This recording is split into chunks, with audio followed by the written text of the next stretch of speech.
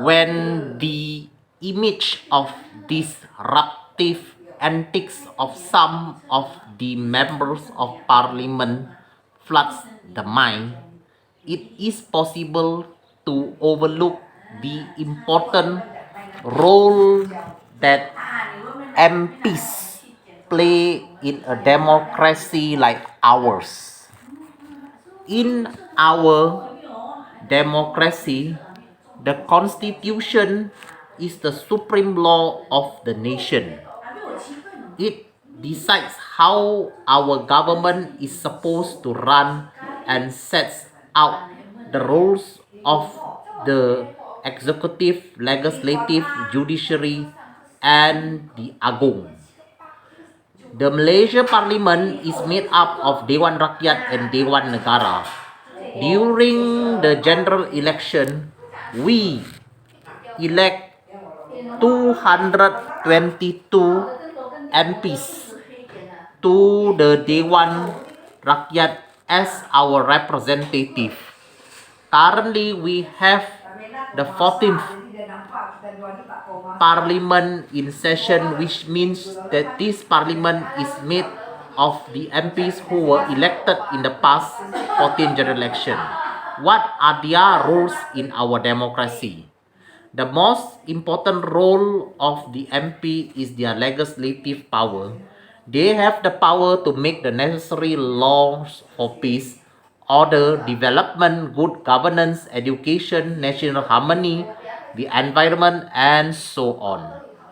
In short, all those laws that affect every aspect of our life in the country is made and passed by the majority of the MPs.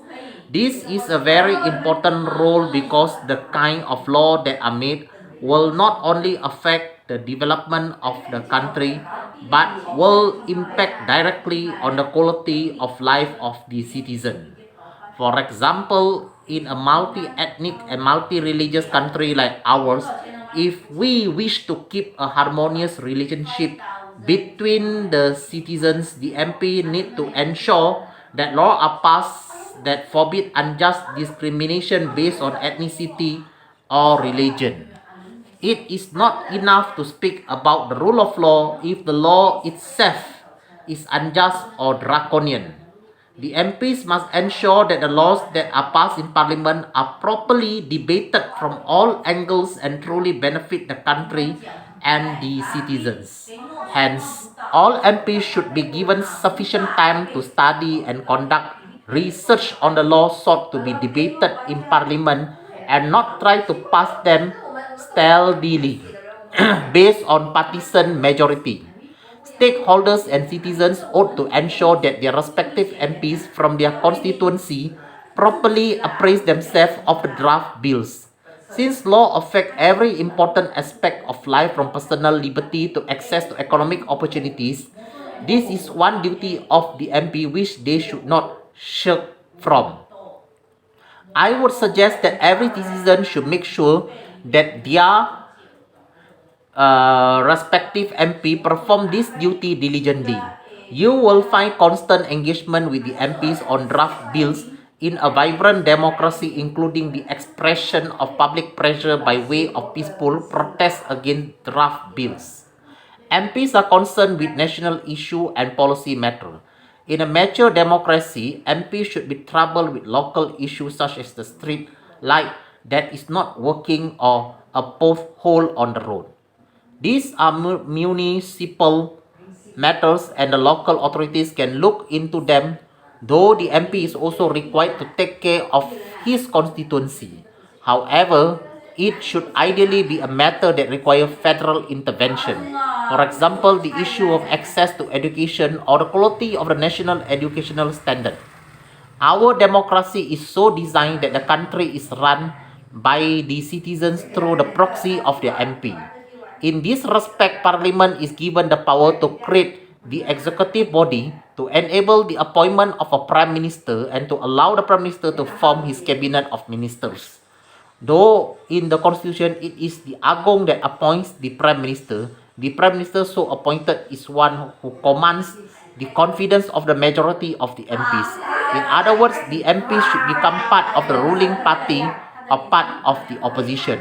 Some of the MP in the ruling party may become part of the cabinet.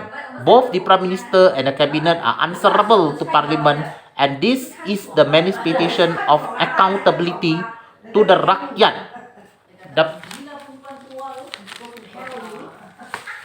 The Prime Minister and his cabinet ministers may be demanded to provide explanations for their administrative actions or respective government policies.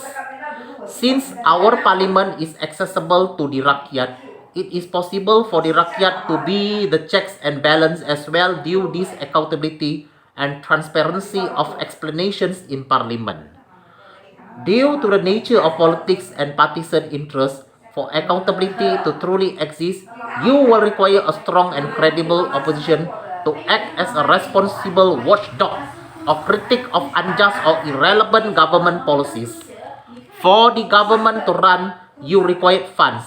These funds come from various sources, namely taxes, incomes from government-linked company, and debt of various kinds.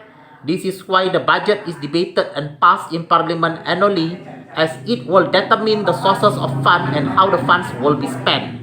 In simple terms, Parliament has control over the rakyat's money through the supply bills. Government cannot spend money without the permission of Parliament. Money has a way of blinding even the gods, as the saying goes. Hence, the rakyat must ensure that the budget is debated in detail, carefully and diligently so that there is no abuse of the rakyat's fund. Secondly, it is important to scrutinize where the money is spent, as that would show what priorities the government has set for the country. Thirdly, we should never forget that government borrowings will become burden on the people. Is there lesser spending on education and research and more on luxurious projects? What are the government projects? Are they necessary? A close study of the budget will not only give you an indication of how the country is going to develop, but it will also give indications of where the money is going or to whom. Alright, I finished reading.